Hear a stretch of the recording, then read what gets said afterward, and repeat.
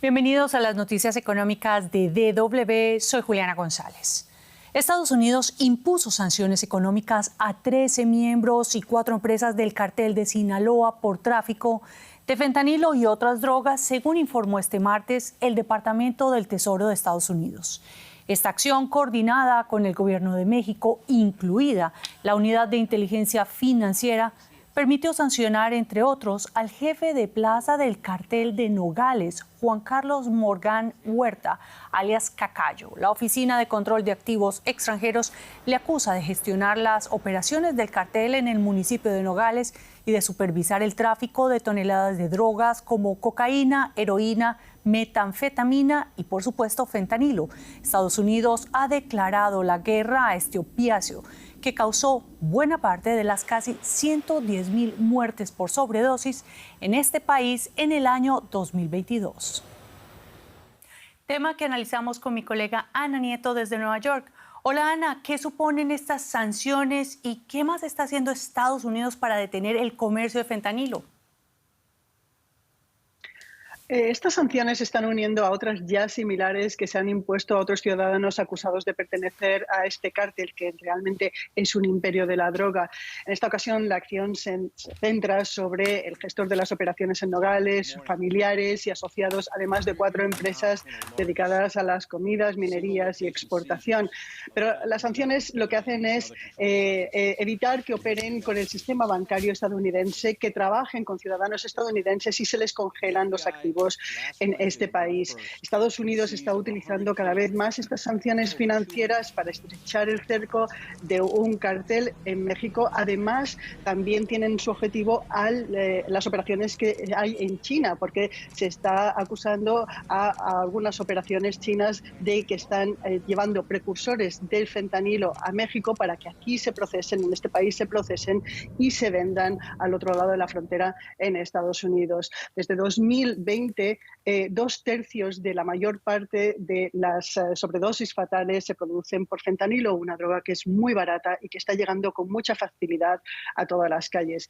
El Tesoro, además, se está reuniendo esta semana con su Oficina de Delitos Financieros y sus homólogos tanto de Canadá como México para profundizar y evaluar hasta dónde se ha llegado con estas sanciones y quizás seguir adelante. Y a propósito de eso, Ana, y de esa acción conjunta, ¿resultan efectivas estas sanciones? Estas sanciones financieras dan frutos siempre y cuando haya también una colaboración entre gobiernos y fuerzas del orden público. Estados Unidos en abril acusó a 4 de los hijos de Joaquín Guzmán, el Chapo, de tráfico de drogas y casi una veintena de sus asociados. Y entonces explicó que la DEA estaba ya infiltrada dentro del cartel de Sinaloa. Uno de ellos, uno de los hijos del Chapo, fue capturado en enero por las fuerzas de seguridad mexicana, Ovidio Guzmán, y fue extraditado en septiembre a Estados Unidos, donde su padre cumple prisión por 30 años. Ovidio Guzmán se ha declarado inocente en el tráfico de drogas y lavado de dinero, pero se le espera de nuevo en el juzgado el día 17 de este mes para continuar con el procedimiento que tiene abierto en su contra. La presión de Estados Unidos y México que se ha estado ejerciendo ha llevado al cartel de Sinaloa, se dice en el Wall Street Journal, a prohibir la fabricación y venta de fentanilo, probablemente porque quieren que Estados Unidos se fije en otros carteles de la zona. Muchas gracias, Ana Nieto, por estos análisis y hasta una próxima oportunidad. Gracias. Finalmente, este martes, la empresa WeWork, punta de lanza de los espacios de trabajo compartido, se acogió a la ley de quiebras en Estados Unidos, una maniobra que da oxígeno a la empresa que se perfilaba como el activo más atractivo de Wall Street cuando costaba $47.000 millones. El gerente general de la empresa, David Tolley, explicó que aproximadamente 90% de los prestamistas de la compañía acordaron convertir su deuda en capital, lo cual elimina la carga de $3.000 millones en deuda. Pero otro de los socios, el SoftBank, el grupo japonés, el accionista mayoritario de la operación de WeWork en América Latina, activó el plan para que las actividades en la región, por ejemplo en Chile, Argentina o Colombia, no se vean afectadas. Y la producción de vino en todo el mundo podría ser la más baja en los últimos 60 años, según datos de la Organización Internacional de Viña y el Vino. El escenario negativo se debe a que las condiciones meteorológicas extremas como las heladas tempranas, las fuertes lluvias y la sequía han vuelto a tener un impacto significativo en la producción de los países vitivinícolas. Sin embargo, en un contexto de disminución del consumo mundial de vino y de elevadas existencias en muchas partes del mundo, la baja producción prevista podría restablecer el equilibrio en el mercado mundial. Y hablamos ahora de otro mercado, es las reservas de gas en Alemania, que han alcanzado el 100% de su capacidad. Los almacenes subterráneos están llenos, pero los gestores siguen pidiendo ahorrar gas en la medida de lo posible. El domingo, Alemania consiguió llenar al completo sus reservas, una cantidad que equivale al suministro necesario para entre 2 y 3 meses de invierno. La primera economía europea y gran dependiente del gas que se importaba desde Rusia vivió bajo el temor de si habría suficiente gas para pasar el anterior invierno. Es por eso que el gobierno se puso el objetivo de llegar al 1 de noviembre de este año con el 95% de las reservas llenas, objetivo que se ha superado antes de tiempo. Y para ver cómo Alemania y el resto de los países del bloque europeo enfrentan este invierno, hablamos con José David Navarro, mi colega que está en la Bolsa de Frankfurt. José, te saludo con mucho gusto. Los hogares en Europa comienzan a enchufar las calefacciones y las reservas están llenas. ¿Podemos decir que estamos en una situación muy diferente a la que había en el invierno del 2022? Hola Juliana, ¿qué tal? Bueno, partimos de una situación que es mucho más positiva, como tú adelantabas, una de las noticias más positivas de los últimos días en el nivel aquí económico de Alemania es que se consiguen llenar esas reservas a nivel completo y no nos podemos olvidar, ¿no?, del estrés que había incluso entre la población alemana, también a nivel político, sobre todo el año pasado, por el invierno al que nos enfrentábamos. Este año la situación es diferente, un poco más calmada, pero hay que tener dos factores en cuenta, Juliana. Uno de ellos es el nivel de ahorro que se conseguirá este año.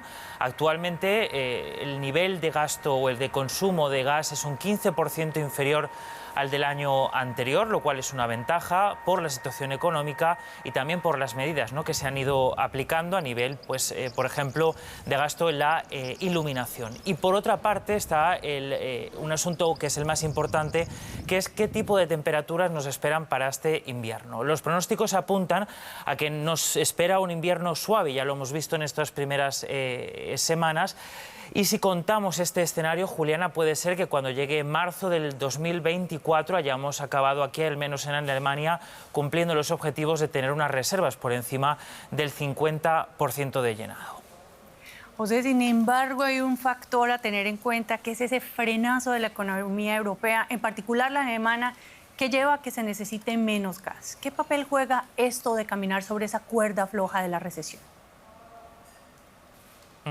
Sí, es muy importante, ¿no?, este punto, Juliana, porque actualmente, como les decía antes, ¿no?, el consumo general ha caído un 15% de gas, específicamente en el caso de la industria alemana un 19% ha caído, por ejemplo, en el mes de octubre en comparación con los años previos a la pandemia. Eso ineludiblemente influye, ¿no?, en esa caída del consumo en general de Alemania del gas. Otro asunto importante son los precios, que siguen desincentivando el consumo de gas. Hablamos de que para enero el contrato de gas aquí en Europa está en los 48 euros, mucho más bajo que lo que había en el 2022, pero Juliana, sigue siendo el doble que lo que había en el 2021. Muchas gracias, José David Navarro, por estos análisis desde la Bolsa de Frankfurt. Y la guerra en Ucrania continúa y por eso la principal mediadora de Naciones Unidas para el tema ruso-ucraniano en materia de exportación de cereales, actualmente suspendidas por Moscú, aseguró que sigue en contacto con ambas partes para que regresen al diálogo. Naciones Unidas asegura que sigue trabajando para que se reanuden las exportaciones de cereales rusos y ucranianos, también de fertilizantes procedentes de Rusia. Según la costarricense Rebecca Greenspan, secretaria general de la Conferencia de la ONU para el Comercio y el Desarrollo, el acceso a los granos de estos dos productores mundiales del sector es extremadamente importante para la seguridad alimentaria global. Y la Unión Europea ha dejado claro su apoyo a Ucrania en ese conflicto con Rusia. Sin embargo, esto no excluye la existencia de tensiones entre los Estados miembros del bloque europeo y su vecino del este, relacionadas en gran medida con preocupaciones económicas. Uno de estos desacuerdos se está desarrollando en la frontera con Polonia. No se puede pasar. Los camioneros polacos bloquean 3 importantes cruces fronterizos entre Polonia y Ucrania. Protestan contra el hecho de que los camioneros ucranianos estén obteniendo cada vez más encargos en Polonia, dejándolos en desventaja. Hasta ahora la diferencia de precios entre las empresas transportistas polacas y ucranianas se compensaban mediante un sistema de permisos. Pero al abandonar este sistema, las empresas ucranianas pueden ingresar al mercado de la Unión Europea sin las mismas reglas que las europeas. En efecto, la Unión Europea ha dejado de requerir permisos desde la invasión rusa en Ucrania. El gobierno polaco afirma no poder hacer nada al respecto, mientras cada vez más camioneros polacos temen por su trabajo. Seguimos luchando, pero si nada cambia, no llegaremos al año nuevo. Ucrania pasará a controlar el transporte polaco y después le tocará a Alemania. Muchos camioneros ucranianos ganan menos del salario mínimo exigido por la Unión Europea a las empresas de transporte europeas, que además deben cumplir reglas más rigurosas para sus vehículos y operaciones. Ganamos lo suficiente para vivir. Puede que no sea tanto como en Polonia, pero está en el mismo rango de salarios. En cada conflicto hay 2 lados, y cada uno busca obtener mayores facilidades, mejores condiciones y descuentos financieros. Los camioneros polacos se preparan para prolongar los bloqueos. Si no se encuentra una solución, pretenden aguantar hasta final de año. Y hasta aquí las noticias económicas. En nombre de todo el equipo de DW, gracias por elegirnos y nos vemos en la próxima emisión.